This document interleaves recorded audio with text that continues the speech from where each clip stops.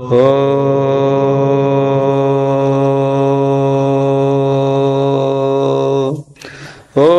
గురుర్బ్రహ్మా గురుర్విష్ణు గురురేవ మహేశ్వర గురు సాక్షాత్ పరబ్రహ్మ తస్మై శ్రీ గురవే నమః. పరమాత్మకులారా, ఇంకా సన్మాత్రము అంటే ఉండేది సత్ మాత్రమే అని. సుషుప్తి అందు సకలము సన్మాత్రము. సుషుప్తిలో ఉన్నప్పుడు అంతా సన్మాత్రమే, ఇంకా రెండవది ఏమీ ఉండేకి లేదు అని దానికి ఇది వివరణ. సుషుప్తి అనుభవం పరీక్షించితమే అని ఈ అభిప్రాయం ఇంకనూ ప్రస్ఫుటం కాగలదు. ఎందుకంటే ఇక్కడ ఉనికిలు వేరువేరైనా చాలా మాట్లాడతారు కదా, అక్కడ అట్లేం కాదు. మీకు సత్తు ఒకటే ఉందనే దానికి మీ సుషుప్తి అనుభవం తీసుకుంటే ఇంకా బాగా విచారం వస్తుంది అని. ఎందుకనా అచ్చట జాగ్రత్త స్వప్నముల వలె మన ముందు ప్రపంచం కనిపించదు. ఎక్కడ? సుషుప్తిలో. ఆ రెండవస్థలందు గోచరమకు రీతి నేను అను విభాగము తోపదు. అక్కడ ఒక నేనుంటాడు, ఇక్కడ ఒక నేనుంటాడు. జాగ్రత్తలో ఒక నేనుంటాడు, స్వప్నంలో ఆ విధంగా నేనులు అనేది ఈ సుషుప్తిలో లేవు. తాను కాని ఎట్టి ఇతరమును గ్రహించుటకు రెండవస్థలందును కరణం గలదు. ఇక్కడ కరణాలు అంటే ఇవి రూపాన్ని చూసే కళ్ళు ఉన్నాయి, శబ్దాలు వినే చెవులు ఉన్నాయి అనేవి ఇవి ఉన్నాయి అన్నమాట. కానీ సుషుప్తి అందు మాత్రం ఇది లేదు. దృశ్యములు ఏవియను సుషుప్తి అందు లేనందున వానిలో కొన్ని సత్యములని కొన్ని అసత్యములని భావించే వ్యవహారం కూడా లేదు. ఈ జాగ్రత్తలో కొన్ని అసత్యము కొన్ని సత్యమని వాడతాము, స్వప్నంలో నిద్రలో సత్యావిషయాలు లేవన్నమాట. ఈ విధముగా సుషుప్తి అందు ఉనికి ఎరుక, నేను నీవు వారు ప్రపంచము సత్యము మిథ్యను భావము లేనియును లేక కేవలం సాక్షి ఒక్కటే ఉన్నది. ఈ భేదాలతో లేదాడ. నేనని కానీ నీవని కానీ వాళ్ళని కానీ వీళ్ళని కానీ లేకుండా కేవలం తాను కానీ సాక్షి ఉందన్నమాట. సుషుప్తి అంది ఏమీనూ లేదని చెప్పుచున్నాను. అచ్చట ఈ సాక్షి కూడా లేదని చెప్పుటకు సాధ్యము కాదు. చెప్తారా అట్లా? సుషుప్తిలో ఏమీ లేదని చెప్తుంటారు, సాక్షి కూడా లేదంటారా? వాళ్ళు అంటారు, వేదాంతులు అన్నారు అక్కడ అజ్ఞానం ఉందంటారు వాళ్ళు. సాక్షిని కాదు ఉందనేది అజ్ఞానం ఉంది, నిద్రలో అజ్ఞానం అంటారు. నిద్ర అనేది అజ్ఞానం, మళ్ళా నిద్రలో అజ్ఞానం ఏంటికి? ఇంకా ఇప్పుడు మెలకు అనేది అజ్ఞానం, స్వప్నం అనేది అజ్ఞానం, నిద్ర అనేది అజ్ఞానం. నిద్రలో అజ్ఞానం ఉందని చెప్తారు కదా వీళ్ళు. చూడండి ఎంత పొరపాట్లు వస్తుండే, ఎట్టెట్లు వస్తుండే అనేది. అందుకే కొంచెం ఇట్లా విచారం చేసిన వాళ్ళకైతే దాని వాళ్ళు ఏం తప్పులు చెప్తాడో గ్రహించవచ్చు మీరు, లేకపోతే గ్రహించక సాధ్యం కాదు. వాళ్ళకి తగ్గట్టు చెప్తారు. నిద్ర ఎందు ఎట్లా జ్ఞానం ఉందంటే సుషుప్తి ఎందు మీకేం తెలిసిందయ్యా అని అడుగుతారు వాళ్ళు. మాకేమీ తెలియలేదు అంటారు. మరి ఏమీ తెలియదు అనేది అజ్ఞానమా జ్ఞానమా? సార్ కింద చూస్తాడు, పైకి చూసిన అదికి చూసి చెప్పు. ఏమీ తెలియదంటే జ్ఞానమా అజ్ఞానమా? ఏమీ లేదనేది చెప్పే పని ఉన్నాడు కదా. అదే మరి ఏమి తెలియలేదని కాదు, ఏమీ లేదు అని తెలిసింది ఆడు కూడా. అదే కదా, ఏమి లేదంటే తెలిసే కదా చెప్పాల్సిండేది కాదు. ఏమీ లేదని తెలిసినాకనే కదా చెప్పేది. అదే కదా మరి ఆ పదం నేను చెప్తే కదా మధ్య మధ్యలో కొన్ని పదాలు ఎగురుకొట్టి అర్థం చెప్పచ్చు అని చెప్పలేదు. అది కరెక్ట్ గా ఆడేమీ లేదని నాకు తెలుసు అనాలి నువ్వు న్యాంగ్ అయితే. అట్లానల్లా అట్లనే దానికి వీలుందే. ఆడేమీ లేదని నువ్వు లేకుండా పోతే అదే ఉండే అట్లా పెట్టుకోండి. అంటే ఈ సాక్షి కూడా లేదని చెప్పడానికి సాధ్యం కాదు. ఎందుకనా ఈ సాక్షి అనుభవముననే మనము నిద్రనెరిగి ఏమే అచ్చడి ఎట్టి విభాగము లేదని తెలుపుచున్నాము. సాక్షి అనుభవాన్నే ఇక్కడ నువ్వు ఎట్లా చెప్తాడావు, ప్రమాతృ వేషంలో బహిర్గత పరుస్తాడావు కానీ నీ అనుభవం కాదు ఇది. గాఢ నిద్ర యందు మనమే లేని ఎడల అది మన నిద్ర అయిన అనుభవం కారణమేమి? అనుభవం ఉండేది కావున అప్పుడు మనం సాక్షి స్వరూపమున ఉంటిమే. ఎట్లుంటారు అంటే దేహేంద్రియ సంఘాతంతో లేరు ఇక్కడ. అది గుర్తుపెట్టుకోవాలా. వీళ్ళేమంటారు, నిద్రలో మేము దేహేంద్రియాలు లేకుండా పోతే మెలకు వచ్చినాక అంత బిర్యానీ ఎట్లొచ్చా అని అడుగుతారు. అప్పుడేం చెప్తారు మీరు? కల్పితం. ఏంటి కల్పితం? చూడబ్బా ఇంత సులభంగా అట్టుకొట్టేస్తే ఇప్పుడు దేహం కల్పితం అయితే ఇంత అవస్థ ఎందుకు పడుతుంటారు ఇప్పుడు? దేహం కలుగుతాం అయితే ఈ విధంగా ఉద్యోగాలు చేయాలా, వాళ్ళని కాపాడాలా, వీళ్ళని సాకాలా, ఇదంతా ఎందుకు అప్ప మీకు దేహం అవుతాం అయితే అజ్ఞానం వల్ల ఇదంతా అది ఉంది. ఇప్పుడు మీరేమి నిద్రలో ఈ దేహాదులతో లేదు, సంగతిలో లేదన్నారు కదా, మాకు టక్కని మెలకు వస్తుంది కదా, మెలకు వస్తానే మాకు అన్ని ఉంటాయి కదా. మరి అప్పుడు నిద్రలో నిజంగా లేకుండా పోతే ఇవి ఎట్లొచ్చా?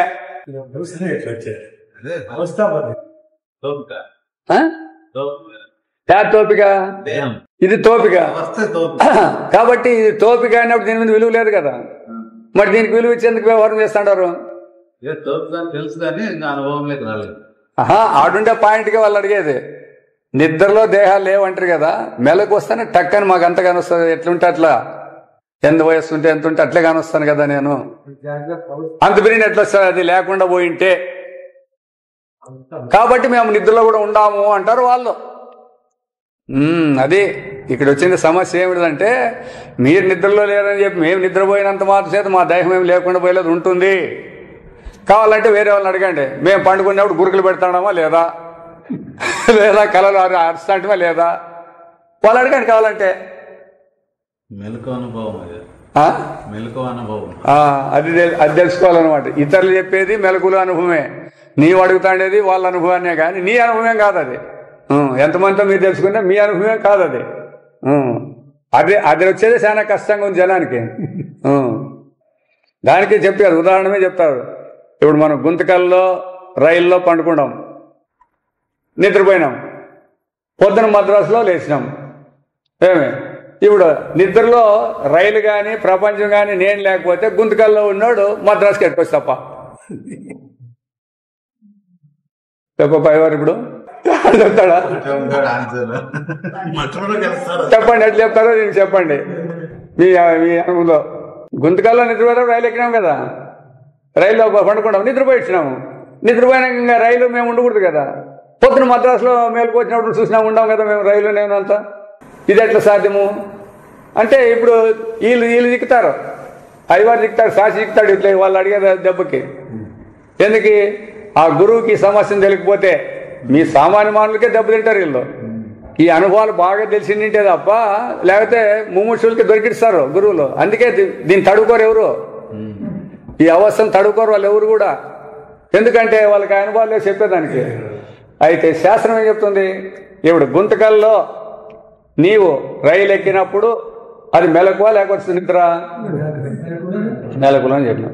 మళ్ళా మద్రాసులో దిగినప్పుడు నేను రైల్లో దిగినాను అనేది మెలకువ వస్తానా లేకపోతే నిద్ర వస్తానా?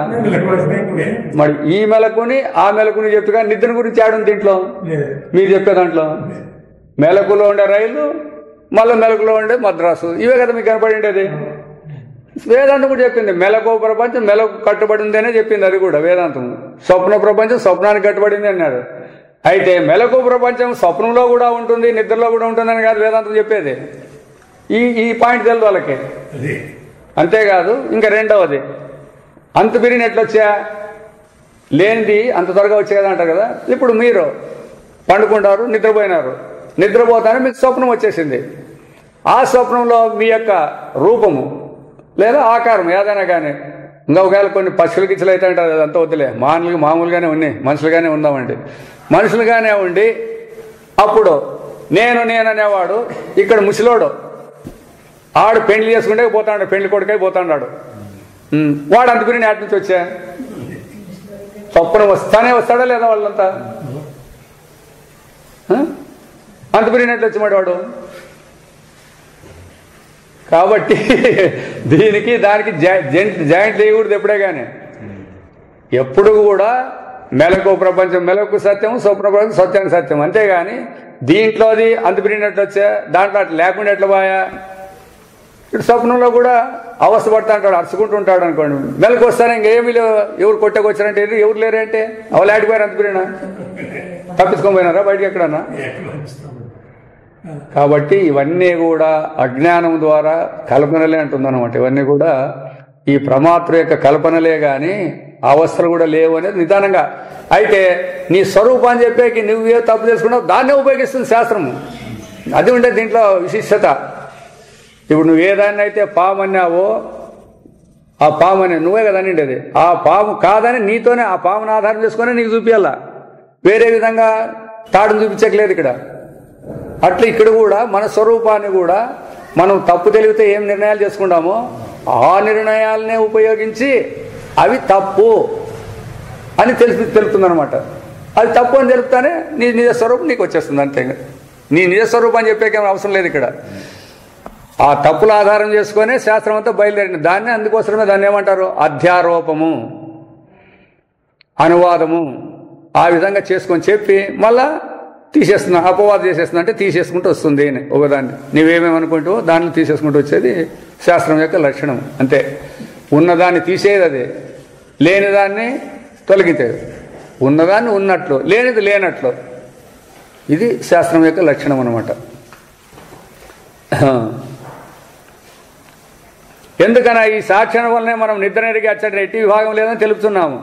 గాఢ నిద్ర ఎందు మనమే లేని ఎడలా, ఇప్పుడు ఈ మనమే అన్నప్పుడు ఏమనుకుంటాడాలనే చూడండి మీరు. గాఢ నిద్ర ఎందు మనమే లేని ఎడలా అంటే ఉపాధి చేసుకుంటారా, అది ఒకటి గుర్తుపెట్టుకోండి అండి. అట్లా మనమే లేని ఎడలా అంటే జనమంతా మనమే అని వేసుకుంటారు, మేమే నిద్రపోయినాం కాబట్టి మనమే కదా అని. మనమే లేని అది మన నిద్ర అనే అనుభవం కారణమేమి, మన నిద్ర అంటారు కదా మీరు. కావున అప్పుడు మనం సాక్షి స్వరూపంలో ఉంటిమి. నిద్ర ఎందు మన అస్తిత్వమునే కోల్పోవటం నిజమైనచో, నిద్ర ఎందు కూడా నీ ఉనికే లేకోకుండా పోయిందంటే మృత్యువునకు భయపడినట్టు నిద్రించుటకు భయపడుతుండేవారం కదా.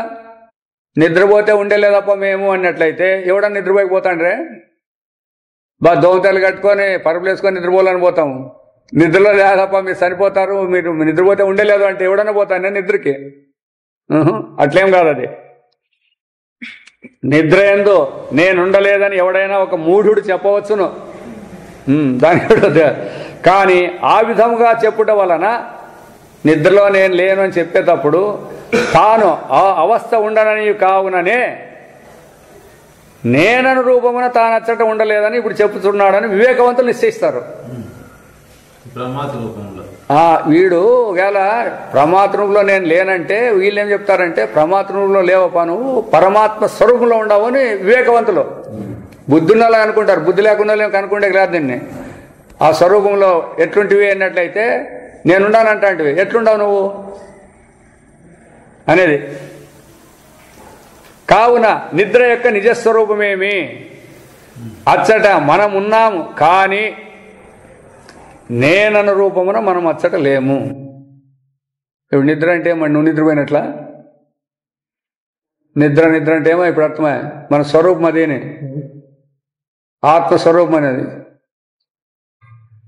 వీళ్ళు నిద్రపోతే ఆత్మస్వరూపం కనపడుతుంది అంటారు. ఏమో ఇట్లా విచారం చేసిన తర్వాత ఆ నిద్ర అనే పదం ఎందుకు వచ్చింది, అదే మనం ఉన్నాము కానీ నేనన్న రూపమున మనం అచ్చట లేము.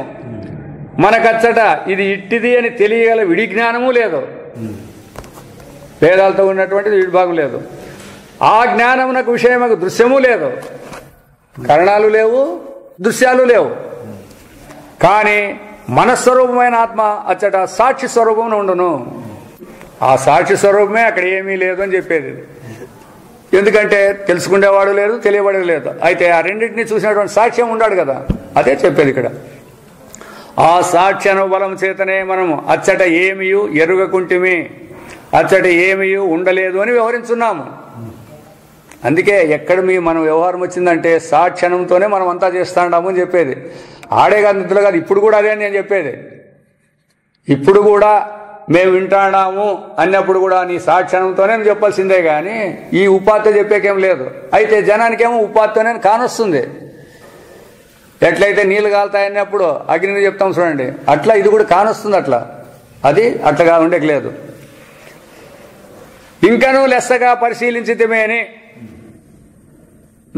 మన ఆత్మ అప్పుడు సాక్షి అనియు పిలువబడదని ప్రస్ఫుటమగును. ఇప్పుడు ఏంటరా, ఇంతవరకు సాక్షి అని చెప్తే నిజంగా వాడు సాక్షి అని కూడా పనిలేదు. సాక్షి ఎప్పుడు ఉండాలా, సాక్ష్యాలు ఉన్నప్పుడు వాడు సాక్షి. అక్కడ సాక్ష్యమే లేదని ఆయనే చెప్తా అన్నాడు కాబట్టి ఇంక సాక్షి అనే పదం ఎందుకు ఆయనకి? అంతే, తానే అదే. ఇంతవరకు సాక్షి అంటే మనకి అభిప్రాయం ఉండే కదా, చూస్తాడు అనేదానికి. అవస్థలలో ఉండే దృశ్యాలు ఉన్నాయి కాబట్టి సాక్షి అనే పదం సరిపోతుంది. అందుకే నిద్రని అవస్థ అని కూడా అనకూడదు. ఎందుకంటే అక్కడ దేశకాలాలు ఏమి లేవు. అవస్థలో జాగ్రత్త స్వప్నాల్లో దేశకాలాలు ఉన్నాయి కాబట్టి అవస్థలు అనండి, పర్వాలేదు. దీంట్లో ఏమి లేకున్నా దాన్ని అవస్థ కూడా అనకూడదు.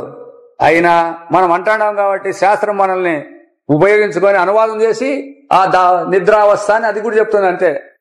లేకపోతే శాస్త్రం నిద్రావస్థ అనకూడదు దానికి. ఎందుకనా సాక్ష్యమై అనుభవింపబడినది ఏది అయినను ఉన్నాయడలా అప్పుడు మన ఆత్మ సాక్షి అనబడను. అనిపించేకి ఏదన్నా ఉంటే కదా సాక్షి అనేది. నేను అనిపించేవాడు అంటే అనుభవం ఉండాలా, అనిపించే వస్తువు అటు ఉండాలా, అప్పుడు చెప్పచ్చు.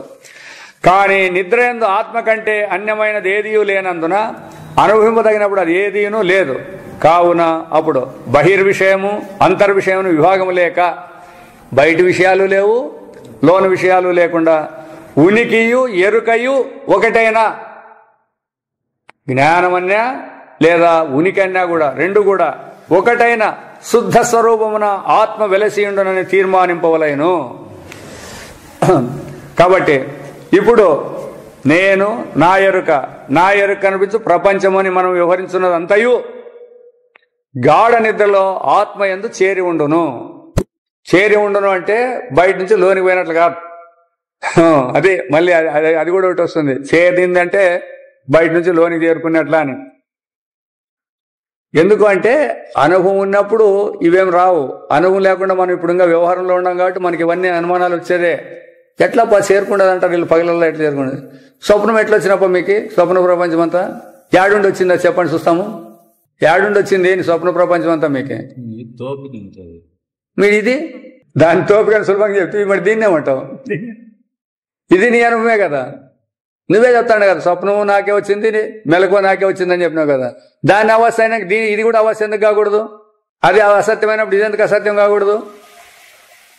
అంటే తోపికలన్నీ కూడా అంటే కల్పనలోనే ఆత్మయందు కల్పితము అని.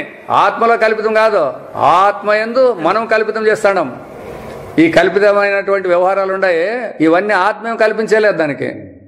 అది నిరాకారమైన దాంట్లో ఏం కల్పనలు ఉంటాయి? దాంట్లో ఏం కల్పన లేవు. అక్కడ నీవు అంతఃకరణంతో కూడినటువంటి వాళ్ళందరూ కూడా ఈ కల్పనలు చేస్తుంటారు అంతే. అంతఃకరణ దోషమే కానీ మన యొక్క ఇది ఆత్మదోషం కాదు. అది ఇప్పుడు మన స్వరూపమైన ఆత్మ ఒక్కటే అప్పుడున్నది. కావున జాగ్రత్త దృష్టిచే నిద్రయన్ని వ్యవహరింపబడినది ఏమి? ఇప్పుడు జాగ్రత్త దృష్టితే నిద్ర అని చెప్పేది ఏం చెప్పాలా అంటే నిజముగా ఒక అవస్థయే కాదు అని రుజువగుచున్నది. మరేమనగా స్వరూపము అనేది వస్తుంది. ఇట్లా చెప్పినప్పుడు వస్తుంది. కానీ మన నిద్రను పెట్టుకున్నప్పుడు దాని స్వరూపం అంటే కష్టమవుతుంది. అనుభవపూర్వకమైనటువంటి విచారం ద్వారా నిద్ర చేసినప్పుడు అది ఆత్మ అవుతుంది. అందుకే ఏసు సర్వేశ్వర నిద్ర గురించి చెప్తానే నెక్స్ట్.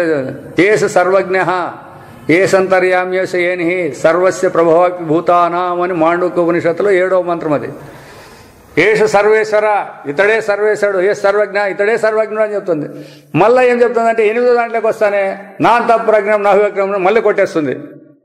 ఈడు జనానికి కన్ఫ్యూజన్ వచ్చేస్తుంది అనమాట. ఆడ చెప్పారు కదా అంతఃప్రజ్ఞ కాదు, బహిప్రజ్ఞ కాదు, మెలకువ కాదు, స్వప్నం కాదు, రెండు కాదు, నిద్ర కాదు అని ఇట్లా చెప్పినారు కదా. మీరు నిద్రనే ఏం చెప్తారు ఏ సర్వేశ్వర అని అంటే అందుకే అనుభవంలో ఉన్నోనికి అది సరిపోతుంది. అనుభవం లేని వాళ్ళకి ఆ అవస్థలు కూడా లేవనే దానికి ఆత్మ మెలకువ కాదు, స్వప్నము కాదు, నిద్ర కాదు, రెండు కాదు అని ఇట్లా అన్ని కాదు కాదు కాదు అని తీసేసి లాస్ట్కి దీంట్లో నిలబెడుతుంది అనమాట. ఎందుకనా పరమార్థము ప్రతీతమగు విధమునే అవస్థ ఎందురని ఇంతకు ముందే తెలిపినాం. ఇప్పుడు అర్థమై కదా. ఆత్మను తెలియనప్పుడు మనం ఏమంటున్నావు దాన్ని మెలకువ అనే అవస్థ పెట్టుకుంటారు. ఆత్మను తెలియనప్పుడు దాన్నే స్వప్నము అని పెట్టుకుంటారు. ఆత్మను తెలియనప్పుడు దాన్నే నిద్ర అని పెట్టుకుంటాం. ఇట్లా విచారం చేసినప్పుడు అవస్థ అనేది ఉందే. నిద్రలో ఏ స్వరూపం ఉందో ఇప్పుడు మనం నిద్ర అని చెప్తాను కదా, ఆత్మ అని చెప్పుకుంటారు మీరు. ఇప్పుడు మరి ఇంకా జాగ్రత్త స్వప్నం అనేటివి అవి స్వతంత్రమైన అవస్థలా? నిద్ర నుంచే మేలుకోవాలి. ఎవడన్నా మేలుకుంటే నిద్ర నుంచే స్వప్నం రావాల. దానికే కారణావస్థ అంటారు దీన్ని. వీళ్ళు చెప్పేవాళ్ళు కూడా నిద్రని కారణావస్థ అంటారు. మరి కారణం ఎగిరిపోయినాక కార్యాలు ఏడాడు ఉండేది. మెలకువ అవస్థ కానీ స్వప్నావస్థలు అనేటివి ఉంటాయి కారణమే లేకపోతే కార్యాలు ఉంటాయా? కాబట్టి కార్యం అనేది కార్యం కాకపోవడం కారణంగానే ఉంటుంది. ఆ కారణాన్నే మీరు మళ్ళా కార్యము అని అంటున్నారు, అంతేగాని స్వతంత్రంగా కార్యం అనేది ఎప్పుడు ఉండేదానికి దానికి అధికారం లేదు. అందువలన ఈ అవస్థలు లేదని పరమాత్మ ప్రతీతి అవస్థ అన్నారు కదా. ఇప్పుడు కనపడుతుంది కదా నీకు అవస్థగా, ఇప్పుడు మెలకు అవస్థగా ప్రతీతి అవుతుంది కదా, దీన్ని ప్రతీతి అవస్థ ఇదిగా పరమాత్మ యొక్క ప్రతీతియే అవస్థగా ఇప్పుడు మనకు అన్నీ నిద్ర తడుగా ఉన్నాయి తడుగా కాబట్టి పరమాత్మ ప్రతీతి అంటే ఇక్కడ మనం అర్థం కావాలి కదా, కేవలం ఇది పరమాత్మానుభవమే అవస్థగా తోస్తూ ఉంది. నిద్రను అందుకే మొదటి చూపించినాడు కదా, నిద్రను చూపించినాడు. విచారం చేస్తే అక్కడ ఏముంది? పరమాత్మే ఉందన్నమాట. మరి పరమాత్మే ఉందన్నప్పుడు మేలుకోవాలంటే ఎక్కడి నుంచి రావాలా? పరమాత్మ నుంచే మేలుకోవాలా, పరమాత్మ నుంచే స్వప్నం రావాలి. పరమాత్మ యొక్క ప్రతీతియే జాగ్రత్తగా ఉంది. అదే మరి అందుకే మొదటే చెప్పినారు కదా, జనరల్ గా ఇదంతా విచారం చేయకముందే ఏం చెప్పినారు, మీరు అవస్థలు అనేది పరమాత్మ యొక్క ప్రతీతినే మనం అవస్థలని చెప్పుకుంటాం కానీ అవస్థలు స్వతంత్రంగా లేవు అని మొదటి చెప్పేసినారు అక్కడ, అంతే. జనరల్ గా మొదటి దాంట్లోకి ఎంటర్ అయ్యేటప్పుడు చెప్పిండే మాట. ఇప్పుడు ఒకటోటి అన్ని విచారం చేసుకుంటా ఎందుకు ప్రతీతి అని అంటే ఇప్పుడు మనకు తెలిసిపోయింది అనమాట. నిద్రను ఎట్లయితే మీరు అవస్థని ప్రతీతి అంటున్నారో, విచారం చేస్తే అది ప్రతీతే కాదు, ఆత్మే. అయితే మీరు ఎందుకు పెట్టుకుంటారంటే దానికి తెలియనందువలన, ఆత్మని గుర్తించినందువలన నిద్రపోతాడాము, మేము మేల్కుంటాడాము, మాకు స్వప్నం వస్తుంది అని చెప్పి ఇట్లా పెట్టేసినాం అనమాట. ప్రశ్న వేయాల్సింది మరి అక్కడైతే ఏది తోచలేదు కదా, మరి ఈ పరమాత్మ ప్రతీతిలో సుషుప్తిలో ఒక రకంగా ఉంది, మరి స్వప్నంలో ఒక రకంగా ఉంది, జాగ్రత్తలో ఒక రకంగా ఉంది కదా అని చెప్పి ప్రశ్న వేయాల్సిందే. ప్రశ్నలు వేయండి, వేస్తే చూడండి మీకు. అందుకే చెప్పేది అవస్థలో 6 దృశ్యాలు ఉన్నాయి, 7 దృశ్యాలు లేవంటే కట్టుకో. అదేమన్నా రూల్ ఉంటే దానికి ఒక రూల్ ఉండింటే ఆ రూల్ ఉండింటే సరిగ్గా చెప్పాలా. ఆ రూల్స్ ఏం లేవు దీనికి.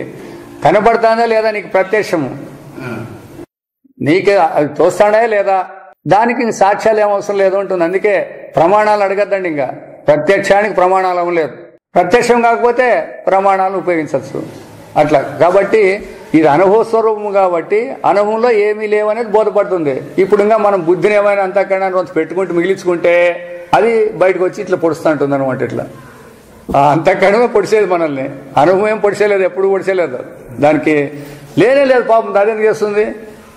దాని స్వరూపంలో ఏమన్నా పొడిచేది ఉండింటే, సంశయాలు వచ్చేది ఉండింటే చెప్తాండే. సంశయాలు దానికి లేనే లేవు.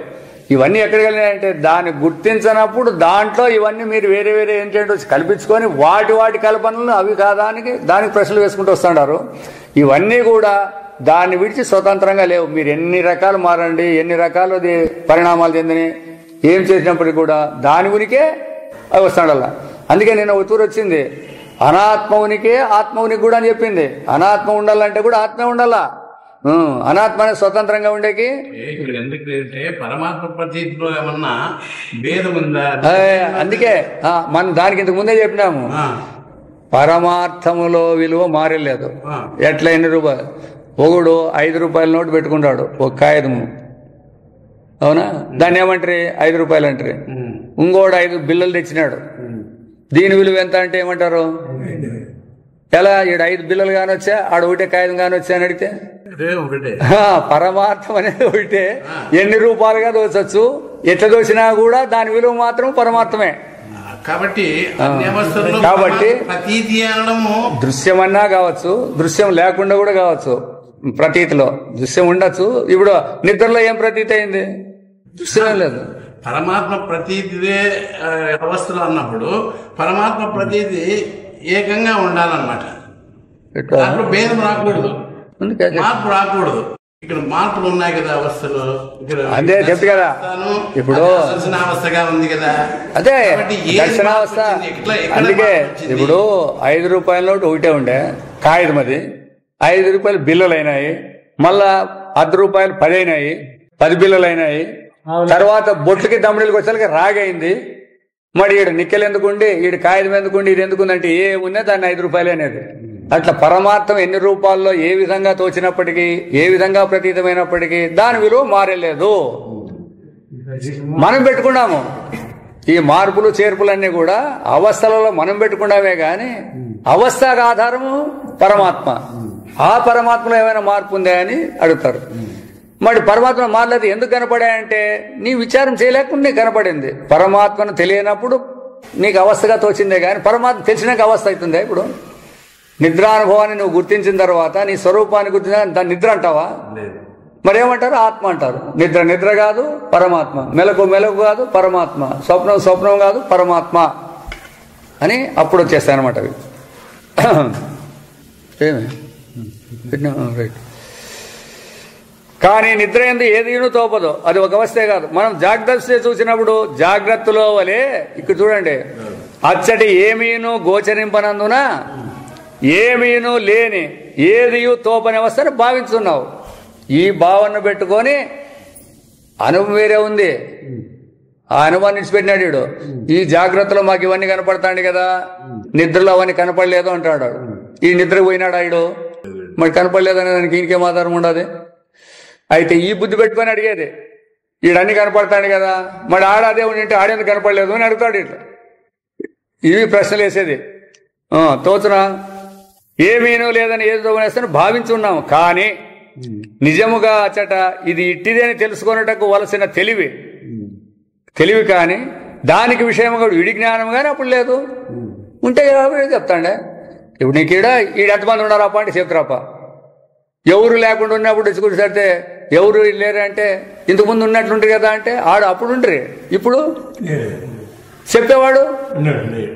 అందరూ ఉన్నప్పుడు ఉన్నాడు ఈడు, అందరూ పోయినా కూడా ఈడే ఉన్నాడు. అప్పుడు అటు చెప్తే ఇప్పుడు ఇటు చెప్తే అంటే వాళ్ళందరూ ఉంటారు, అప్పుడు చెప్పినాం అట్లా ఉండారని. అట్లా కరణాలు విషయాలు ఉంటే దాంట్లో కనపడతాయి. కరణాలు విషయాలే లేనప్పుడు అవి కనపడాలన్న రూల్ ఎట్లా వచ్చింది మీకే? అదే అందులో అప్పుడు దేని వలన దేన్ని ఎట్లా గ్రహింపవలేను. కాబట్టి తెలివి కానీ తెలివి విషయాలు లేకపోతే ఇప్పుడు ఎట్లా తెలుసుకోవాలా? దేంతో తెలుసుకోవాలా? ఆ తెలుసుకునేది తెలియబడేది ఉంటే దాంతో తెలుసుకుంటారప్ప అని మీరు అనొచ్చు. అవి రెండు లేవాడా?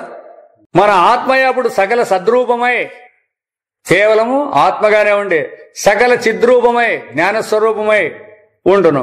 అప్పుడు సత్తునకు చిత్తునకు పరమైక్యము సంభవించుండును. కావున మన ఆత్మ అప్పుడు సన్మాత్రమై ఉండునని తెలుసుకునవలేను. కేవలము సత్యమైనదిగానే సన్మాత్రమ సత్తుగానే ఉందని తెలుసుకోవాలా. జాగ్రత్త దృష్టి గల వారికి మాత్రం ఈ రహస్యం ఎన్నటికీ బోధపడదు, అది గుర్తుపెట్టుకోవాలి. అందుకే ఎంతకాలం మీరు జాగ్రత్త దృష్టి పెట్టుకొని వేదాంతం విన్నారంటే మీకు దీని వేదాంతం సమాచారమే తెలియదని చెప్పేసినారు సార్. ఎందుకంటే ఆ జాగ్రత్త దృష్టి అనేది ప్రమాతృకు సంబంధించినది. అది దానివల్ల వాడు ఆ జాగ్రత్తలో ఉండే విషయాలను పెట్టుకొని అన్ని తనకు అట్లే కావాలని అంటాడు. అట్లా అనుభవం ఉంది చూడు నీ దగ్గర, ఆ అనుభవాన్ని నువ్వు అప్లై చేయి. నీవు అనుభవ స్వరూపుడు కానీ నువ్వు అన్నట్ల జాగ్రత్త ప్రమాతృవు కాదు అని చెప్పేదానికే ఇప్పుడు మనకి మేమంతా ఈ విధంగా ఒకానొక ప్రపంచంలో ఉండి పుట్టి కొంతకాలం ఉండి మళ్ళీ చనిపోతా ఉంటాడు. అట్లా వాళ్ళు కాదు మీరు. మీలోనే ప్రపంచాలు, మీలోనే అవస్థలు, మీలోనే విషయాలు అన్నీ వచ్చిపోతా ఉన్నాయి. అటువంటి స్వరూపులు మీరు అని దాన్ని చెప్పేకొచ్చిండేది. దానికి దగ్గరికి పోవాలి మనం, దీంట్లో దిక్కొని తనలాడకూడదు. జనులు ప్రతిదినము గాఢ నిద్ర ఎందు కేవల సద్రూపమై లీనమై ఉన్నను దీనిని ఎరుగక ఉన్నారు. ఈ సన్మాత్రము సకల భూతముల స్వరూపమై ఉన్నది.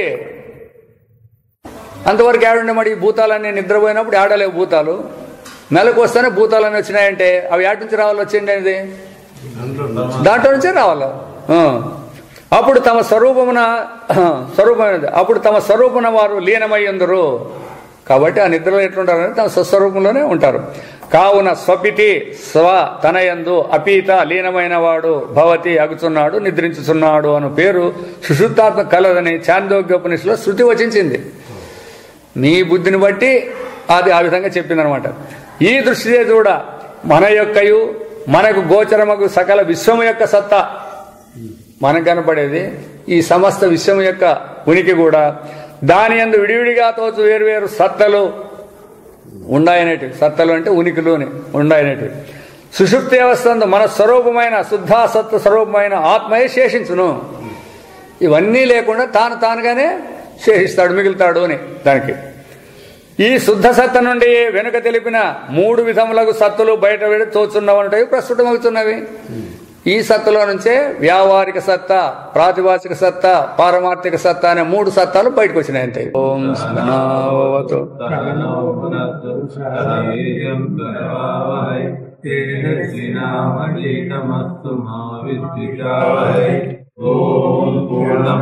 పూర్ణమిద పూర్ణాత్ పూర్ణముదచ్యతే పూర్ణస్య పూర్ణమాదాయ పూర్ణమేవావశిష్యతే. ఓం శాంతి శాంతి శాంతి. దీన్ని ఒక వారం 15 దినాలు చెప్తారు వాళ్ళ స్వాములు. ఏమంటే మనకి ఎన్నో స్పెషలిస్ట్ రావు కదా.